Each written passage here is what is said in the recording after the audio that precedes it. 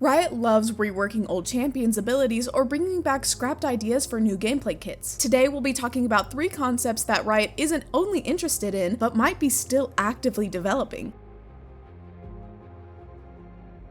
Back in the day, Riot cancelled a concept for a paper mage because they couldn't make him feel cool or appealing enough, even though his source of power was super unique. The idea behind the paper mage was basically that he'd manipulate words, each with different kinds of effects. There isn't much info about this concept, but I think it would have been something similar to what Kochi's stand, Echoes Act 1 and 2, could do back in JoJo's Bizarre Adventure Part 4. Basically, Echoes could write and stick words onto any surface, even on people. Most of the time, it would write onomatopoeias, written sounds that imitate actual noises. Like when a character gets punched and you see that classic pow, or when there's an explosion followed by a boom, or water splashing with a splash, stuff like that. With Echoes Act 1, it could make that onomatopoeia echo inside someone's head. It'd be really interesting if Riot took that idea and gave the paper mage an ability that disorients enemies, like if they were dizzy or off balance, kind of like having vertigo, and made them miss skill shots or even their basic attacks. Maybe it would be something like Zeri's Q when she's blinded by Teemo, and maybe he could also affect allies. It'd be really cool if the paper mage could also create an inspirational word that boosts ally speed or strength, that maybe even buffed minions, just like the old banner of command item used to do before it got removed from the game. Another idea I had that might be a bit broken would be if the champ could create a kind of seal word to deactivate enemy towers for a few seconds, kinda like what the Rift Herald used to do, which is another feature that was eventually removed from the game. While Echoes Act 1 basically just made the word echo inside someone's head, Act 2 could actually bring that onomatopoeia to life. For example, when Yukako touched the door, she accidentally triggered the word whoosh, which created a huge gust of wind that pushed her back. And later when Kochi wrote kaboom on himself, the moment Yukako's hair touched him, it activated the word and released an explosion level blast. One cool detail about Kochi's onomatopoeias with Echoes Act 2 is that they're invisible to enemies until they touch them. That opens the door for Riot to do something really interesting, like the paper mage could scatter pages with different effects that act as traps, kinda like Shaco's boxes or Teemo's mushrooms. Another removed item that could totally fit into this champion's kit is the Twin Shadows. It worked just like Callista's W, except the range was way longer. You couldn't destroy the ghosts by hitting them, and they last for 6 seconds. They would roam around the area looking for nearby enemy champions, and if those enemies were invisible or camouflaged, they'd still be revealed and hit with a 40% slow that lasted between 2 to 5 seconds, depending on how far the ghosts traveled. Now imagine if Riot took that idea and made the paper mage summon little origami airplanes that patrol around like that. Dude, that would be so sick. There was even an artist named Nicholas Oi who loved this concept and reimagined it in his own style, creating a champion called Amelia the Hextech Conductor, also known as the Origami Queen. Fun fact, it's been a few years since Nicholas created that concept, but around 6 months later, he actually joined Riot as a freelance artist, and after that, he climbed the company ladder and eventually became the lead concept artist. So yeah, the paper mage idea still exists inside of Riot, and it might have even gained more traction thanks to Nicholas's work. And if you think the whole onomatopoeia thing would be too complicated, Riot could easily make it work by turning it into a rune-based language. Back in the early stages of development, the paper mage was even reworked into a kind of mage who would detonate runes. So combining those two ideas would actually work perfectly fine. Something else that's totally fine to do is subscribing, dropping a like, or maybe comment down below. If you're feeling generous, maybe consider becoming a member, or checking out our merch store in the description down below. Anyway, moving on. When it comes to the paper mage's lore, the first thing I thought about was this guy named Edward Santangelo. He's a writer and journalist from Piltover, and he's actually the one who introduced us to the lore of the Vistaya through the short story Edward Santangelo's Field Journal, which came out when Xayah and Rakan were released. He's the guy who put together a family tree of the Vistaya, which shows how different tribes and lineages are connected. Santangelo's also the dude who stumbled upon Ari bathing naked in a waterfall, totally fell for her, and even tried to become her lover. He literally made a sketch of that moment. And even though Riot later updated the story of the Vistaya Shirei, Santangelo's story is still canon, even if it's full of mistakes and misunderstandings, since its written form is his own perspective and personal opinions. He's even mentioned in the game itself through a line said by one of his fans.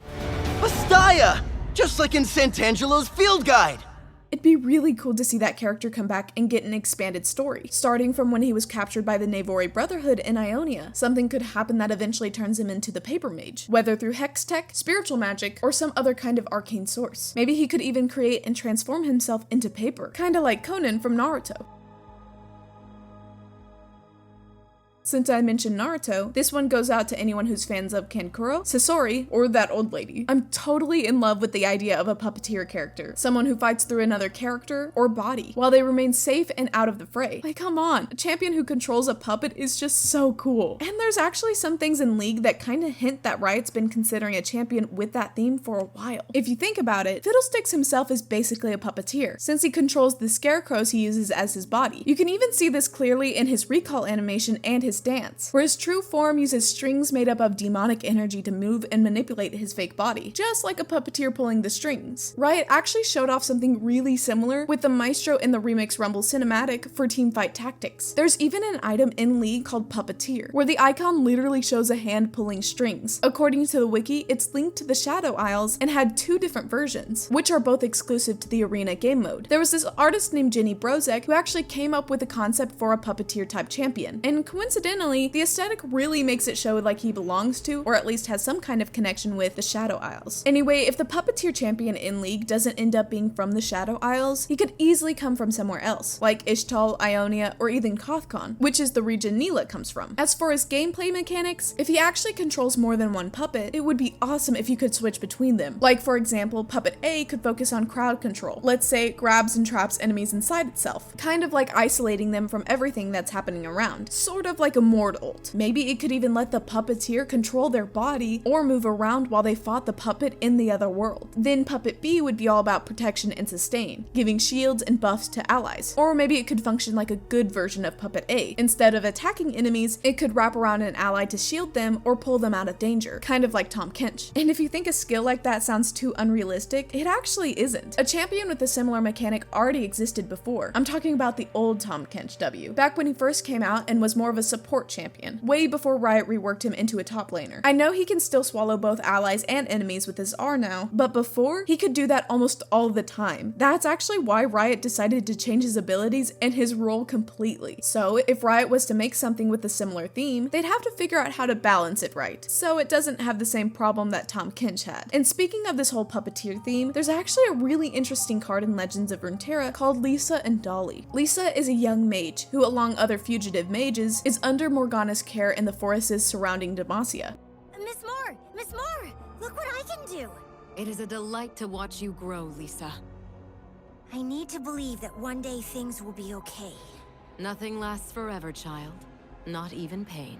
While we don't know too much about her powers, we do know that she trains her magic under the guidance of an enchanted, articulated doll that acts like her friend, bodyguard, and mentor. In fact, the card's flavor text says exactly this. Look, Dolly, I'm doing it just like you taught me. Do you think we'll ever get to show Mama how much I've learned? You think she already knows? Really? I hope you're right. From Lisa. And these 2 official concept arts show more about both characters. You can notice that Lisa's got a grimoire that she uses to study spells. She also has these strange purplish markings on her skin, which, while I'm pretty sure they're not related to the void, they're probably a sign of magical corruption. You know how in a lot of movies, shows, and games, witches often have darkened fingers or other marks to show that they've been practicing dark magic? There's this theory that Dolly might actually be something way darker, just taking advantage of Lisa's innocence for some more sinister purpose. Speaking of Dolly, she also seems to act according to Lisa's commands. I couldn't quite catch the exact line, but in one of her attack interactions, Lisa actually tells Dolly to punch the enemy. And even though Dolly moves on her own, we don't see any strings attached. We might be able to see her changing forms or using different kind of abilities when manipulated by Lisa's magic. After all, Lisa's magic has a color very similar to the arcane energy glowing inside Dolly's core. Unfortunately, Lisa and Dolly aren't exactly a puppeteer duo, but it's still the closest thing to that theme. And honestly, it's pretty cool. What you're seeing on the screen right now is their design process and the different visual directions they could have gone with.